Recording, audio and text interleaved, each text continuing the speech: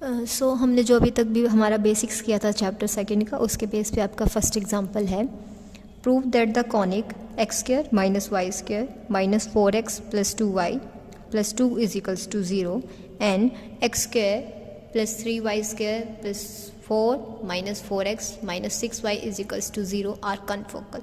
ठीक है, अब हमें इन दोनों कॉनिक्स को क्या दिखाना है, कनफोकल।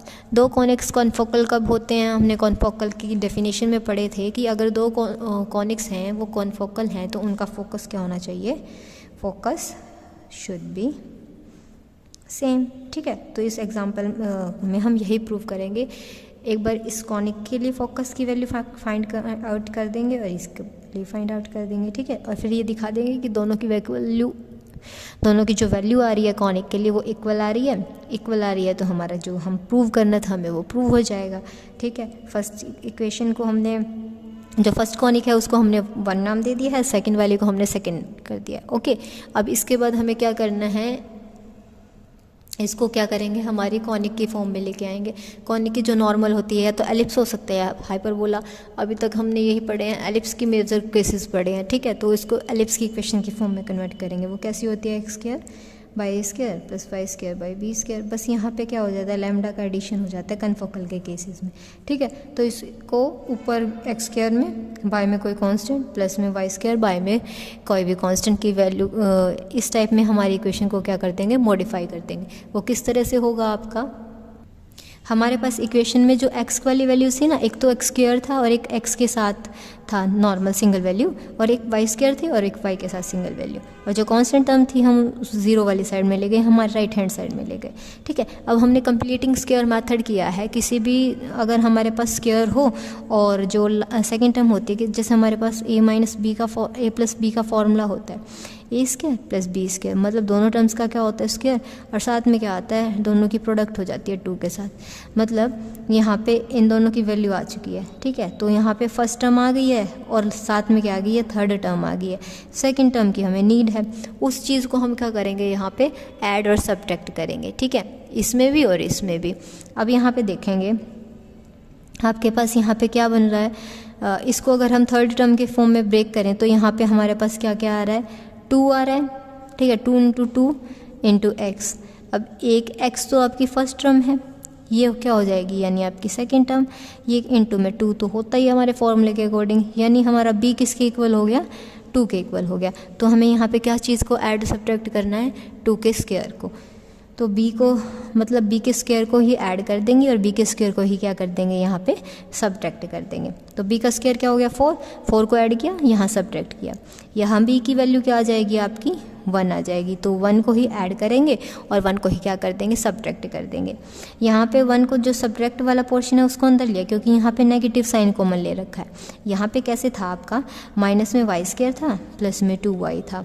ठीक है, और इसके बेसिस पे हमें क्या ऐड करना है, 1 को ऐड सब्ट्रैक्ट करना था। ठीक है, अब ऐड वाला लेंगे हम तो -1 को माइनस साइन कॉमन लूँगी तो यहाँ पे क्या हो जाएगा, ये नेगेटिव बन जाएगी।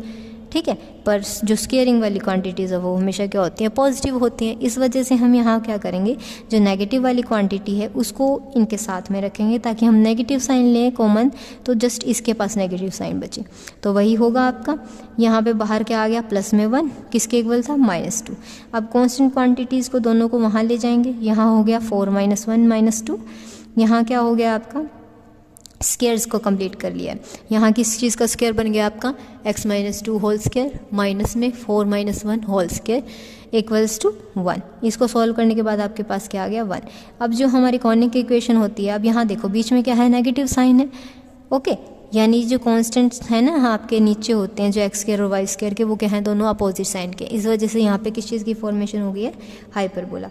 ठीक है, तो हाइपरबोला के लिए इक्वेशन इस फॉर्म में होनी चाहिए, क्योंकि यहाँ पे क्या है, कांस्टेंट भी हैं, x - x alpha whole square by में a स्क्वायर माइनस में y माइनस में बीटा होल स्क्वायर बाय में b square is equals to 1। ये इसी फॉर्म में आ रखी है। जस्ट यहाँ पे ये जो कॉन्स्टेंट्स हैं उनकी वैल्यू क्या आ रखी है, 1, जब हमने इससे कंपेयर किया। ठीक है, अब इस सेंटर हमें फोकस निकालना है। फोकस का फॉर्मूला क्या होता है, a e 0 साथ में प्लस माइनस 2 होते हैं हमेशा एलिप्स और हाइपरबोला के लिए जो फोकस होते हैं, इसलिए हम उनको क्या बोलते हैं, फोकाई। ठीक है, 2 होंगे यहाँ पे किस चीज़ की ज़रूरत है, ए की ज़रूरत है। ए तो हमें डायरेक्ट इक्वेशन से मिल रहा है और ई की ज़रूरत है। इसेंट्रिसिटी का फॉर्मूला क्या होता है हाइपरबोला के केस के लिए, √a² + b² बाय में ए। यहाँ पे ए और बी की वैल्यू सब्स्टिट्यूट करेंगे, हमारे पास फोकस आ जाएगा। ठीक है, ये इसेंट्रिसिटी आ गई। इसेंट्रिसिटी इंटू ए क्या था 1 इंटू √2 आ जाएगा, तो फोकस की वैल्यू क्या आ गया ±√2, 0। सिमिलरली सेकंड कोनिक था हमारे पास। सेकंड कोनिक में क्या है इक्वेशन, वही x वाला पार्ट कंबाइन करेंगे, y वाला पार्ट कंबाइन करेंगे, किसके इक्वल आया है, -4 के इक्वल आया है। ठीक है, इसमें किस चीज़ को ऐड सब्ट्रैक्ट किया, वही ऊपर वाला सेम टर्म है, या तो 4 ऐड सब्ट्रैक्ट कर दिया। यहाँ से क्या किया हमने, एक बार 3 कॉमन ले लिया। ठीक है, अब हमें डायरेक्ट पता चल रहा है यहाँ पे क्या चीज़ ऐड करनी है, क्या सब्ट्रैक्ट करनी है।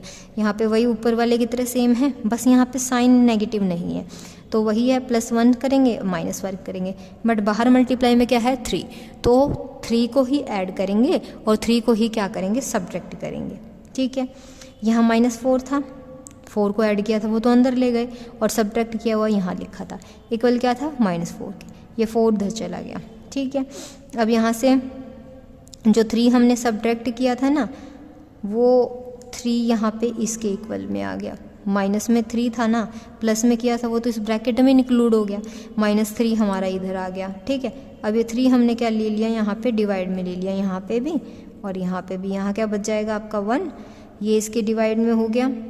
अब 3 से 3 यहाँ तो कैंसिल हो गया, इसलिए 1 बच गया, और यहाँ पे 3 था नहीं, तो यहाँ पे आपके पास क्या आ गया है, x²/2 के डिवाइड में क्या आ गया है 3, और यहाँ पे क्या आया 1। अब ये वही इक्वेशन है, सिमिलरली जैसे हाइपरबोला के केस में बस बीच में नेगेटिव साइन आ गया था, ये एलिप्स की हो जाएगी क्योंकि यहाँ पे बीच में क्या है, पॉजिटिव साइन। इक्वेशन आपकी किस फॉर्म में आ गई है, x - α² बाय में a² plus y - β² beta whole square divided by में b² = 1।